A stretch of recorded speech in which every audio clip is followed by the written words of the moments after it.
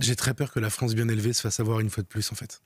Parce que c'est des gens qui demandaient pas d'argent, ils demandaient juste à pouvoir vivre de leur travail, qui ont manifesté paisiblement, qui ont sympathisé avec les forces de l'ordre, qui, quand ils ont eu le sentiment d'obtenir quelque chose, ont rebroussé chemin immédiatement et qui maintenant disent on attend, on demande à voir.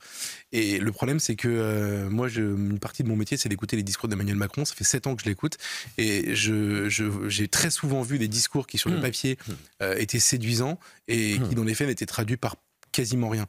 Et il y a une chose qui m'inquiète énormément, c'est que vous vous rappelez du prêtre dans Ridicule, le film Ridicule de Patrice Lecomte, le prêtre qui explique avec la même ferveur l'existence de Dieu et aussi l'inexistence de Dieu. Emmanuel Macron nous explique depuis 7 ans que le libre-échange, l'Europe et la transition écologique sont l'horizon indépassable de notre avenir et de nos espérances dans l'humanité, et nous explique aujourd'hui l'inverse avec la même détermination. Je suis désolé, en fait, entre le dire et le faire chez ce président de la République, il y a un tel écart permanent